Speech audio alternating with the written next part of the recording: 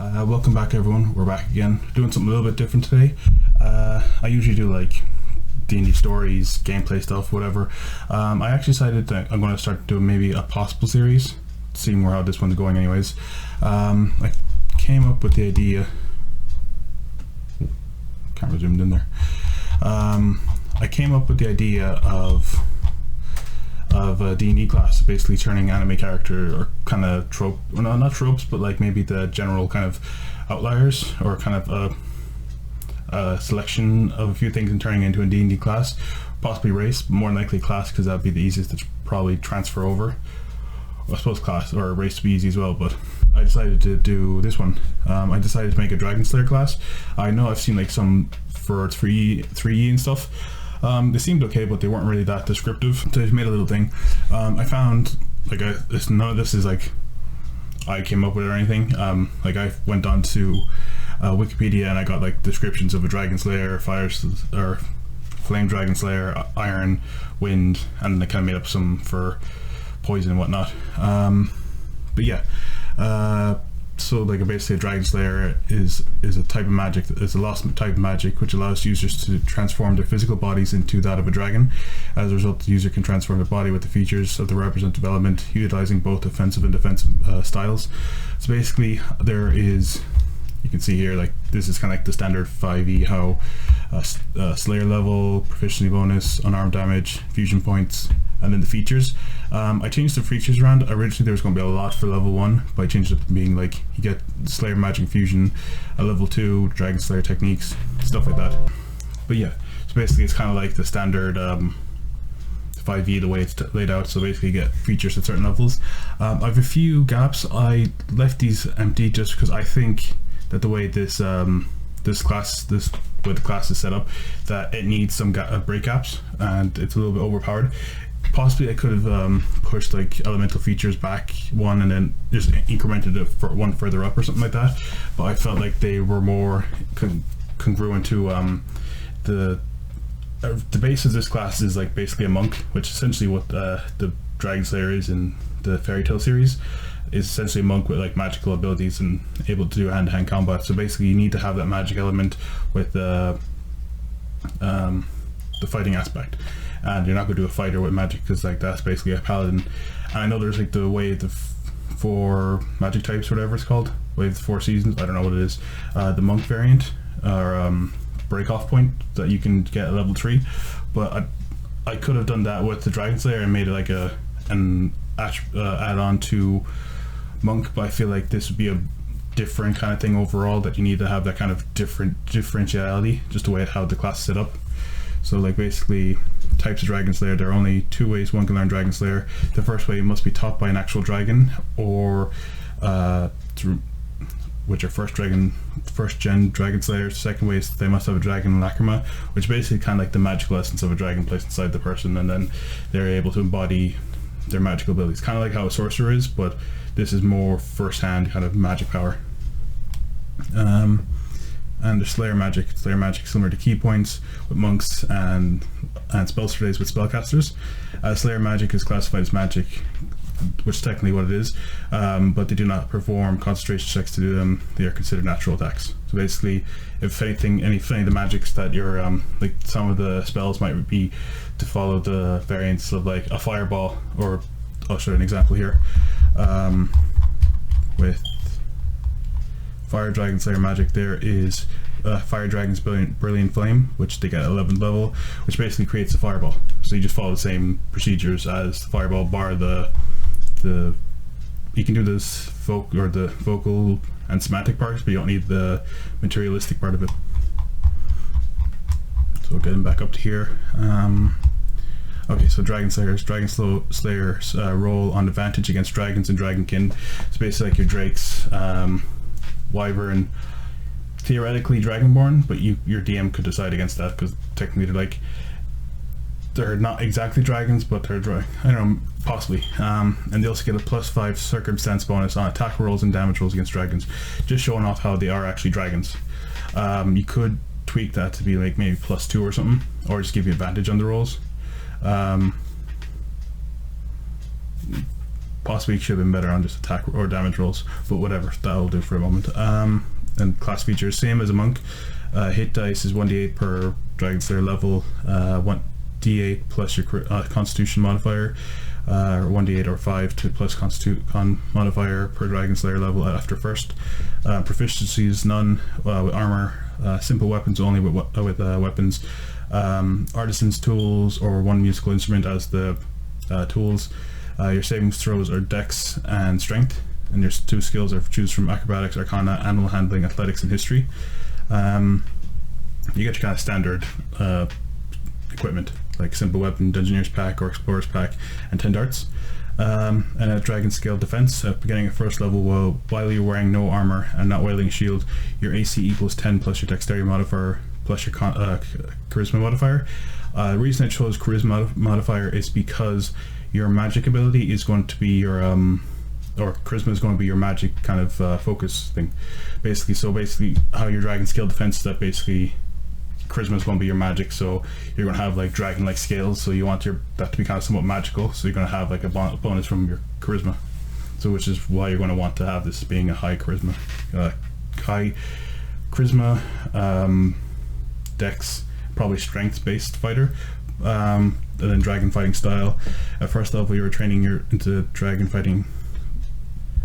First level, you're training in the Dragon Fighting Style gives you a combat style that doesn't rely on brute strength. You gain the following benefits while you are unarmed or wielding only simple weapons and aren't wearing armor or wielding a shield. So you get this while you're also using your Dragon Scale Defense. You can use Dexterity instead of Strength for the attack and damage rolls of your unarmed strikes, and you can roll a d4 in place of normal damage for your unarmed strikes for simple weapons, and the die changes as per the unarmed damage here. So kind of normal standard settings, like I think it follows the same guidelines as monk, so up until 5th level you use 1d4, change up to 1d8 at level 11, the 1d10 at level 17, so you're going to be able to do a lot of attacks. And then your element, your Dragon Slayer elements. At first level, you commit yourself to elemental Dragon Slaying magic, Fire Dragon Slayer, Iron, Sky, Lightning, Poison, Ice, and that's supposed to be Acid, but whatever. All detail at the end of the description. You'll see that in a moment. Your Slayer magic grants you features at 3rd, 6th, 11th, and 15th level. Slayer Magic Infusion. You get this level 2. Your training in Dragon Slaying magic allows you to fuse magic actually to use your slaying magic. So basically, you're going to be able to basically use magic then from this point on, and you'll be able to cast spells or imbue your strikes with a magical ability. And you get a certain amount of infusion points per level, as noted here. 2 at level 2, 3 at level 3, and so on and so forth. Eventually ending up with 20 at level 20. So your Dragon Slayer slaving technique will be your DC is equal to 8 plus your proficiency bonus plus your Charisma modifier. So that's why Charisma is going to be your part of your armor stack as well. At 2nd level, Dragon Slayer gains 3 techniques. These are just kind of like on top of your normal unarmed attacks and weapons attacks. Roar of the Dragon, which is basically you're going to be able to use a breath weapon based on your element you chose at first level. You will see your element type once you select your ability or your Dragon Slayer type. So Fire Dragon Slayer, you get fire. Electric, you get electricity. Iron is a bit more complex. I decided to go with force damage for that because I believe like it's almost like gears crunching, and it's going to be that kind of sonic blast with like a force. So I chose Sonic for that, and then I decided radiant damage for Sky Dragon because they're more healing based on the show anyway. So I know there's no technically Iron Dragons or Sky Dragons in 5e, but I wanted to keep kind of lore to the TV show as well, or anime I suppose. Fist of Dragon Slayer, so you're able to spend 1 infusion point to use your Dragon Fist. So basically you can add by spending 1 infusion point you can add elemental damage to your strikes. So at level 2 you can do 1d4 damage plus 1d8 for fire or whatever type of damage you're adding on. Talons and an unarmed slash attack. So basically you can imbue your slash because you're going to have draconic kind of almost limbs. Not limbs, but maybe like claws, talons or whatever in this case. And then you can add on elemental damage to that as well. And keeping with the TV show, motion sickness. At 3rd level, all Dragon Slayers experience motion sickness for the duration of the journey on a vehicle. All con, dex, and strength checks and saving throws have disadvantage, as do all attack rolls. Basically, it's just to balance them out. So basically, if you ever find yourself on, say like I can't remember what they're called, like the flying, like a hot air balloon or something, or some sort of transport carriage, a ship or whatever. Any of those vehicles, if you're fighting on them, you're going to have disadvantage, which is to kind of give you bonus in keeping with the basis of the show. Dragon Stomach, basically you can consume their own element. Fire Dragon Slayers can consume fire. When they do this reinvigorates them. And you can choose to restore health 1d6 per 2 levels of Dragon Slayer, or restore infusion points 1 point per 2 levels of Dragon Slayer. So if you are level 4 and you get attacked, if you're a Fire Dragon Slayer and you get attacked by a fire attack, you can choose to take or absorb it and use this health. So I'll restore 2d6, or you can restore 2 infusion points. And one thing to note, you can't use your own elements. Basically, if you decide I'm going to do a roar attack and I'm going to burn the trees, and then you go over and try to absorb it, that won't work because you can't absorb your own element, because that's magically inert to your body or whatever reason, as the show is maintained. But that applies here, say with Sonic or any other kind of base attacks or force.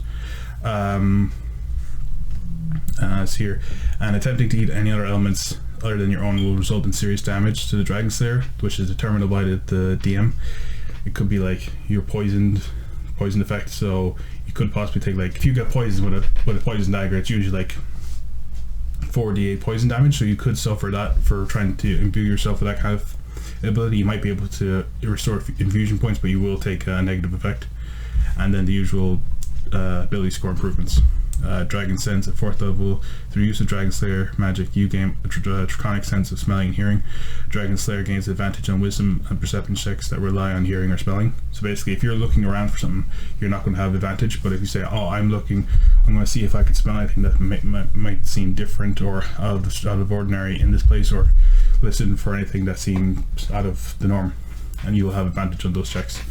At 5th level, you get an extra attack. And at 7th level, you get magically infused strikes. Basically, your fists now will will be counted as magical strikes in order to overcome resistance and immunity to non-magical base attacks. So it doesn't mean that your strikes will be infused with magic, but to basically, like, you'll have enough residual energy to kind of hit someone and it'll be counted as magic. At 9th level, one of the ones I think is probably better, Draconic Teeth. At 9th level, you grow large sharp teeth similar to those of a dragon. You gain a natural bite attack 1d6 damage for the cost of 1 infusion point. You can give it elemental damage 1d8, and you can use this bite attack as a bonus action, which I think is very handy. So if you decide I'm going to grapple someone, you wrap them up and then you just go, oh, your shoulder's right there, I'll just bite down. So they won't be really able to resist or get out of it unless they decide to get out. And I believe then it'd be critical because they're restrained as well, so it could be handy, a little attack. At 14th level, you get Dragon's Flight. Basically, you're going to be able to focus the source of your magic or draconic slaying ability and force that magic into a certain key point. In this case, you're going to be able to funnel it down to your feet. And like with a Fire Dragon Slayer, you can propel yourself 60 feet by forcing the magic down to your feet, and same with electric, whatever, you're just creating enough of a force to propel yourself that distance. It only costs 2 infusion points, but it's more about being able that you've progressed as far as a Dragon Slayer, you've honed your abilities and how you're able to progress. And then at 17th level, by spending 10 infusion points, this one costs the most, but you get the best benefit out of it, but there is a hindrance to it after the effect. The user enters the ultimate state, Dragon Slayer technique, Dragon Force. Dragon Force is the final most powerful state a Dragon Slayer can attain, granting them power comparable to that of a real dragon. The power is capable of utterly destroying everything. The state lasts for 15 minutes. I figured at 15th or 17th level, you're going to be going up against opponents that are going to be basically like god tier kind of stuff. So you want to be able to last in it for a good bit, not just like last. So I'm just going to stay in here for however long. Increases the Dragon Slayer's AC by +4, increases all attacks and damage rolls by +3, and all techniques that require infusion points reduced by 2. so it's going to be handy. It's to a minimum of 0, so you can't go like, oh, I'm going to use my magic confusion, that means I get back 1 because it's -1. Well, that won't be how it works. And after exiting this mode, the Dragon's Lair is incapacitated for 1d20 rounds and are unable to use Dragon Force again after one long rest. So you're going to be in it for a while, and it's going to be the most powerful thing you can exert. So there is going to be some hindrance. So if you are in a fight, and if you stay in a fight that goes for 15 minutes, I'll help your DM, because what's that? If you're having like four party members, 1 monster, for each round is 6 seconds. What's that? 60. That's 10. So 150 rounds. That'd be ridiculous. If you manage to go from there, and then you'll be incapacitated for 1d20 rounds. In real time, it's only about a minute and a half, but you're going to have that lethargic kind of state, and you're not going to be able to enter it again for another after 1 long rest. So there is a bit of a kickback for using it. And we have Fire Slayer elements, and here we have Fire Dragon Slayer. Basically how they use it and how they attack with it. Your elemental damage type is fire. Fire Dragon Slayers can resist fire-based attacks, and if a Fire Dragon Slayer is targeted by a ranged fire attack, the Dragon Slayer can use their reaction to ignore damage and consume the flames. So like if you get struck with a fire weapon, say a longsword with a flame along it, and you get hit, you can't absorb that because it's not at range. So basically, if someone decides they're going to blast you with a firebolt, you'll be able to, as a reaction, absorb it and either gain hit points back or infusion points based on the attack, or based on your level. And then at 3rd level, you gain one of your first abilities, wing attack. By spending 2 infusion points, you run out of an enemy and you slash your arms across them. They're both engulfed in flames. You deal 1d8 fire damage, and they have to make a DC strength check, or you push back 10 feet just from the whipping of the fire, and the heat that's generated is going to push you back. So it's kind of simple enough, but you can use this at 3rd level, so it's simple enough, but you can do enough damage to kind of, like, say if some of the enemies at the cliff, hit them and they'll be pushed back. So if it pulls off. Fire Dragon's instincts. Your instincts are honed to that of a Fire Dragon. You have advantage on initiative rolls, which will be very handy. I find the Fire Dragons there can be quite powerful from level 1 to 6, but then eventually they balance out. I find some of them are a little bit not as balanced at starting levels, while some are more dangerous at mid-tier level, and then some are very dangerous at high level, but it kind of balances them out. Then we have Fire Dragon's Brilliant Flame, which is essentially just a fireball. So you have this normal range, which I think is like 120 feet, and then you'll be able to make an exploding range of 60 feet, I think, or is it 25 radius? I can't remember. But and then Crimson Lotus Exploding Flame Blade. At 15th level, by spending 6 infusion points, the user ignites their arms and generates long torrents of flame. So basically, kind of whipping fire at an enemy, and the target must make each connecting flame generates a powerful explosion burst. So the target must make a dexterity DC save for half damage, or otherwise succumb to a barrage of attacks. 1d8 fire damage per 2 levels of Fire Dragon Slayer. So if you get to 20, you're going to be dealing theoretically 10d8 damage. So it's not too powerful. So at 15th level, that's 78. So it's not the highest thing in the world, and you have a chance to succeed. So you can so if, like, say if you're a rogue and you get struck by this, you can use your uncanny dodge to make it half damage, and then you can succeed the dex check. So basically you can completely negate the damage. Then we have Iron Dragon Magic Slayer. Jesus, my English is bad today. Elemental damage is force, just because the way I was finding him was that there's no natural iron breath attack, and have an iron breath attack be weird. But force would seem kind of natural, because like it's kind of like gears. They're going to be grinding up, they're going to be making that kind of forceful presence. Iron Dragon Slayers are a bit tougher because they're going to have that naturally stronger hide and scales and whatnot, but because they're a lot stronger and heavier and more sturdy, they're going to be slightly slower. So your speed is reduced to 20 regardless. If you're like, say you have 50 speed, you're going to be reduced to 20 regardless, but if your speed is already 20, you're fine. It's like if you're a dwarf and you decide to be a Dragon Slayer, you'll be fine. You balance out. Iron Dragon's Club. At 3rd level, by spending 2 infusion points, the user transforms their arm into a large iron club. basically like a big massive club. Increasing the power of your unarmed strikes. When you successfully hit a creature, your damage dice increases by 1 size. So you say it's at first level you strike with a 1d4. If you activate this ability, you'll be able to hit with 1d6 damage. So it kind of balances out. And this also stacks with imbuing your magic strikes. So if you're going to hit with use this ability and then spend another infusion point to increase it to deal damage, you can add that damage on. So it balances out, and it only lasts for 1 round, just to keep in mind. So if you miss, like, it's gone. So it's not like you hit and it lasts forever, it's once per turn. Iron Dragon's instincts, they're home to that of an Iron Dragon. So by spending 1 infusion point as a reaction, you can create a shield of skills. It follows the same rules as the shield spell, or as the spell shield. So basically, if you get targeted by attack and your AC is under the attack or the attack roll, but if you were to react and use shield, increase it by 5, and that would dodge the attack, you can cast that spell, or use that as reaction to cast shield, or in this case shield of scales. Basically your arm's going to extend out and make a big large scale and block it, or however you want to do it in your own flavorful way. But yeah, so it's not too balanced, but it makes you a lot harder to hit.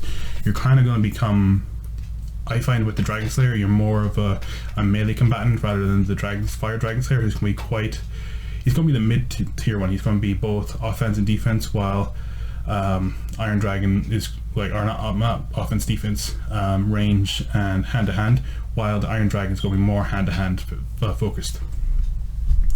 Iron Dragon scales at 11th level by spending 3 infusion points for 1 minute. The user covers part of their body or the whole body with iron scales to dramatically increase both their offense and defense. You gain resistance against bludgeoning, piercing, slashing, fire, cold, poison, and poison damage, and damage rolls increased by 2. And the star beside it is just non-magicals. Basically, say if you get struck by another Dragon Slayer at level 7 or 11, their punches are going to do normal damage to you, but if someone comes up to you with a long sword with nothing in it, you'll take half damage to those strikes.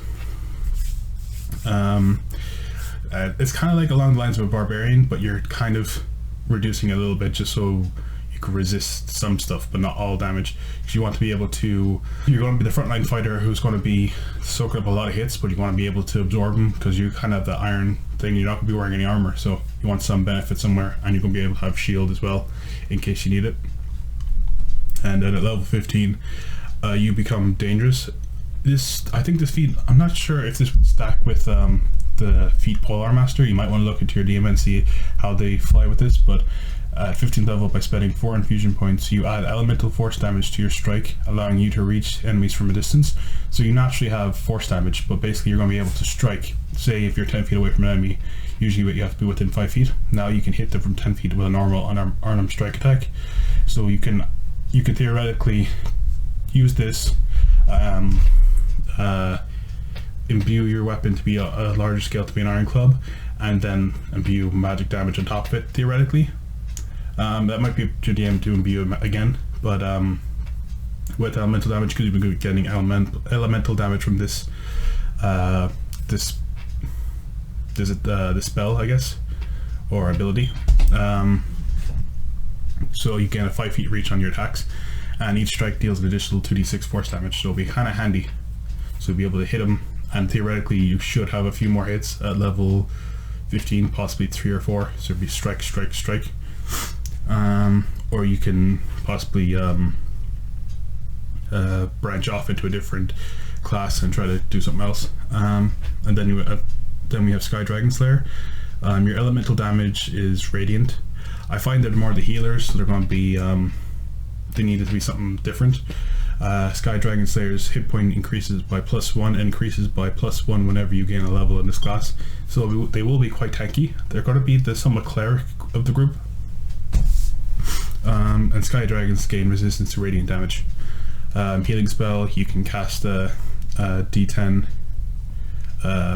healing point, and by imbuing another infusion point, you can increase the spell's healing capacity by another D10, So theoretically, if you at level 20, if you used all your infusion points, you could heal someone for 20 d10. So it's from a minimum of 20 to 200. At 6th level, you get Sky Dragon's Instincts. You can vanish. Excuse me. You can vanish at a slight breeze in response to harm. So if you take damage, you can use your reaction to turn invisible and teleport up to 60 feet away into an unoccupied space, and you can see you remain invisible until the start of your next turn or until you attack or cast a spell. Once you use this feature, you can't use it again until you finish a short or long rest. So it is kind of handy. So basically, if you're getting swarmed and you get hit, you can decide, I'm going to teleport, pop, poof into somewhere else, decide your next ability, and you're going to be invisible, so no one's going to see where you are unless you have like blind sight or something.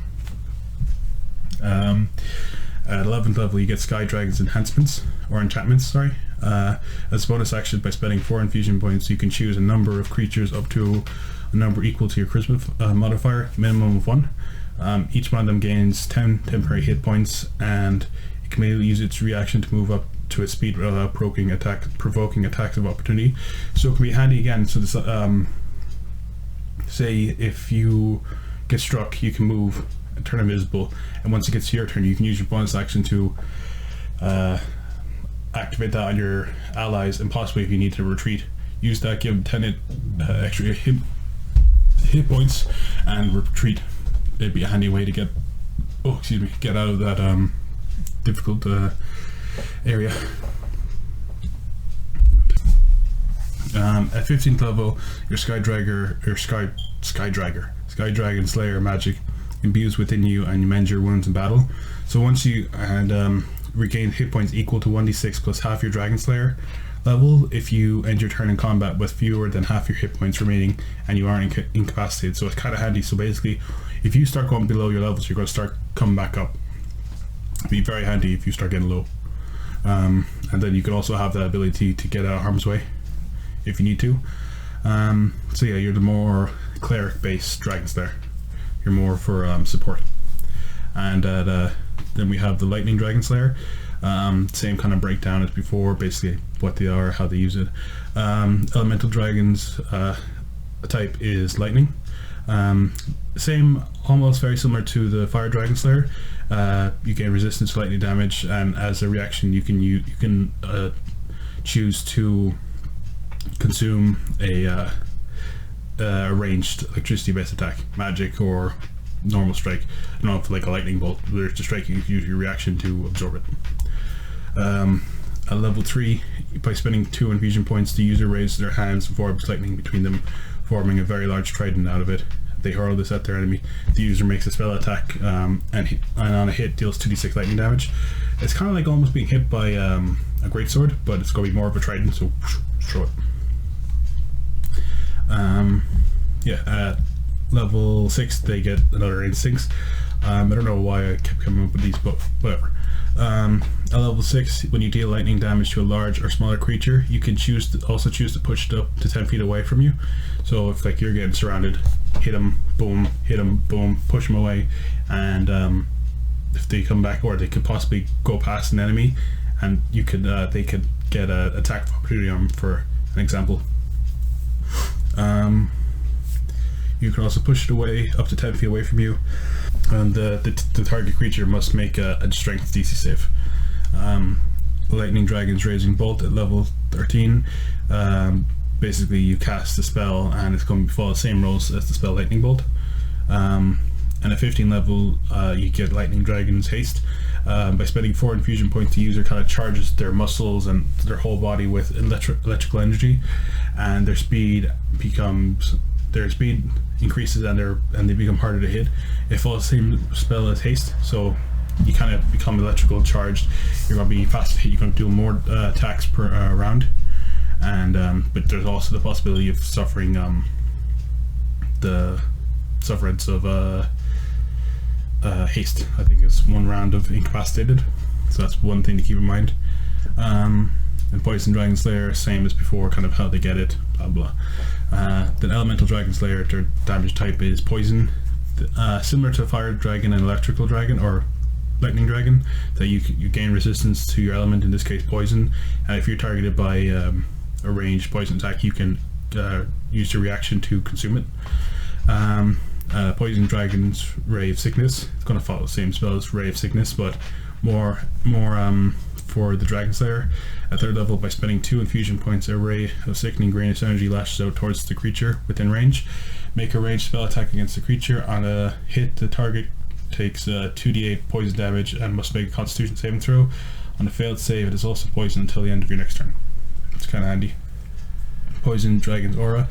At 6th level, by spending 3 infusion point as an action, the user can coat their body within a poisonous aura. Any creature that moves within 5 feet or ends turn within the feet of the user takes 1d4 poison damage per round. So kind of gives you a reason to stay out of his range, and it will be handy when you have that dragon's ray of sickness. That's going to follow the same guidelines as the ray of sickness spell, but or range at least. I can't remember if that deals the same amount of damage. And then at 11th level, you get Poison Dragon's Wrath. 11th level, by spending 4 infusion points, each creature in a 40-foot cone must make a dexterity saving throw. The target creature takes 10d6 poison damage on a failed save, or half as much on a successful one. So it's going to be a wider range of basically the Dragon's Roar. So, but up to 40 feet rather than the usual 10 or 15 it is. Poison Dragon Strike. You gain the ability to fuse your melee attack with poison. On each of your turns, when you hit a creature with a melee attack, you can use the attack to deal an additional 2d8 poison damage to the target. So basically this can happen any time per day. So basically, if you decide I'm going to get up close, going to deal some damage, each strike you can choose to increase that by 2d8. It's not just like once per day, it's like every single strike you can choose to, as long as it meets the requirements here, you can choose to increase by 2d8. This would technically be that would be also included in a crit, because you can add it on, because it's not going to be I called for, or it will follow the same rules as Smite. I can't remember if Smite crits, because it'll be along the same lines, because you choose to add it on at that moment. Next one is Fire Dragon Slayer. You can tell here I used what's his name, Sting for ice, and I know he's more the radiant type, but anyways, this guy follows the same rules as the fire, lightning, and poison. Elemental damage type is cold, resistance to cold damage. Ice Dragon Slayer is targeted by a cold attack, so you can choose to use the reaction to consume the cold damage. And Ice Dragon's Ice Beam, it's more like the spell Ice Beam. At third level, by spending 2 infusion points, a frigid beam of blue-white light streaks towards a creature within range. Make a ranged spell attack against the target. On a hit, it takes 2d8 cold damage, and its speed is reduced by 10 feet until the start of your next turn. It'd be very handy if you're going up against like a dwarf or something. Completely nullify them in a fight. Ice Dragon's Frost Shield. It'll follow the same spell as I think it's Fire Shield, but obviously cold. At 6th level, by spending 3 infusion points, thin and wispy spectral frost weaves through around your body for the duration, shedding bright light in a 10-foot radius, and dim light for an additional 10 feet. Basically, if you're in a dark room, you can bright it up with using your ability. You can end the spell early, or by using action to dismiss it. By using an action to dismiss it, the frost provides you with a chill shield, so you'll kind of gain resistance to fire attacks, which would be handy. And whenever a creature within 5 feet hits you, the shield erupts with ice. The attacker takes 2d8 cold damage from a cold shield. So whenever they come close and decide I'm going to attack you, they're going to also have to suffer from a 2d8 poison damage or cold damage. And then at 11th level, the Ice Dragon Storm. By spending 4 infusion points, a hail of rock hard ice pounds into the ground in a 20-foot radius, 40 feet high cylinder centered on a point within range. Each creature in the cylinder must make a dexterity saving throw. The creature takes 2d8 bludgeoning damage and 46 cold damage on a failed save, or half as much on a successful turn. Hailstorms turn the storm's area of effect into difficult terrain until the end of your next turn. So it is kind of like, if you want to control a certain area, there's enemies clustered within that area, someone doesn't have a fireball, you just drop that down on them. You're going to do a lot of damage, and you're also going to slow them down a bit. 15th level you gain at 15th level, by spending 6 infusion points, you're able to summon Ice Dragon's Freezing Sphere. Frigid cold energy streaks from your fingertips to a point of your choice within 300 feet, where it explodes in a 60 feet radius sphere. Each creature within the area must make a Constitution saving throw. On a failed save, a creature takes 10d6 cold damage. On a successful save, it takes half as much damage. If the globe strikes a body of water or liquid that is principally water, not included water-based creatures, it freezes the liquid to a depth of 6 inches over an area of 30 square feet. So basically, if you need to cross like a crazy powerful river, throw it out, blast it, and make yourself a nice bridge for about 30 minutes. No, for 1 minute, sorry. The ice lasts for 1 minute. The creatures that were swimming on the surface of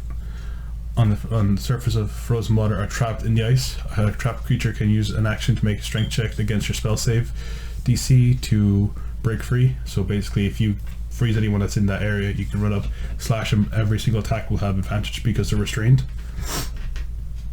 You can refrain from firing the globe after completing the spell. If you wish, you can hold on to it and lob it when you need to. But if it isn't used within 1 minute, it'll explode and cause the effects then. So basically cause it in your hand, which you don't really want. Or you can pass it off to someone else, and if they don't use it within that minute or so, it'll explode again in their hand. And basically, if you decide to throw it, you have a range of 40 feet, and once you throw it, it shatters, causing the effects. Now we're on to our last class, the Acid Dragon Slayer. It's another picture of your man from Poison Dragon, but you might not notice that because he's very kind of green and stuff, kind of gives him that acidic vibe. But yeah, acidic says how they get it, where it comes from. They're same as all pretty much the last 3 or 4. Elemental type is acid, and they gain resistance against acid damage, and they're able to consume acid range attacks if they're targeted, and they can use reaction to consume them.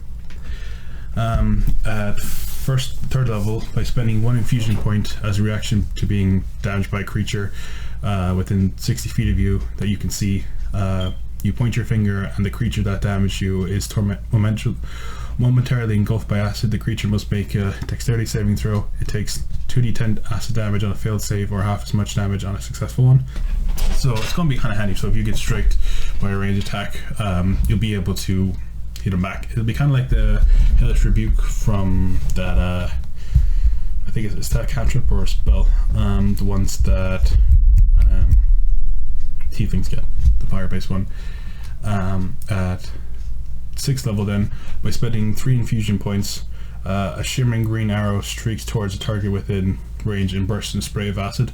You make a ranged spell attack against the creature. On a hit, the target takes 3d8 acid damage immediately, and 1d8 acid damage at the end of the turn.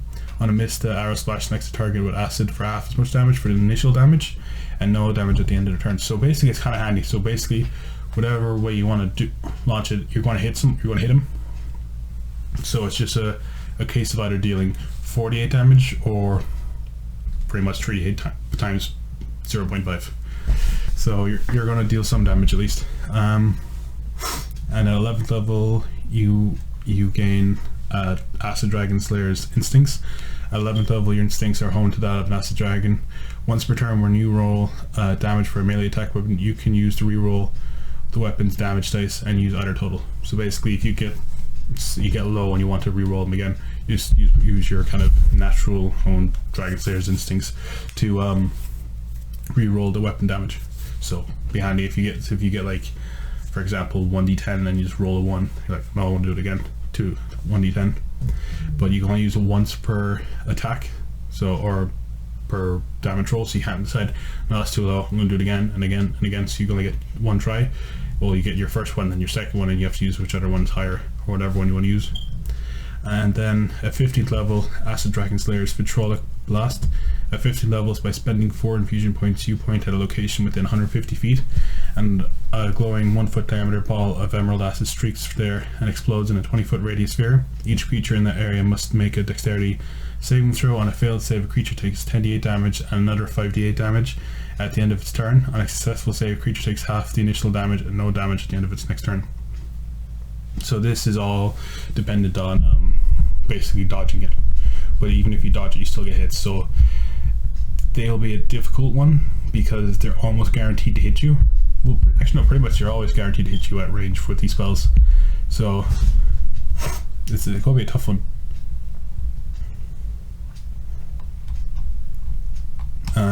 Yeah, so Acid Dragon would be a tough one. I think if I were to describe him, I think Poison, Lightning, and Fire all kind of would balance out, but at the same time, you're not going to be able to use your reaction as often because there's not that many Poison spells or Acid spells in 5e for spells. Cold and Fire would be the next two. There's a lot of creatures that use fire damage, but there's not a lot of creatures that use are resistant to fire, so that's one thing to keep in mind. And there's not as many ice-based spells, but there's a lot more ice-based spells than there is ice-based creatures with resistances. So you gotta keep those things in mind. Lightning would probably be your safest bet, I think, just because there's not that many creatures with lightning resistance, bar maybe like blue dragons and the metallic variant. I can't remember which one they are.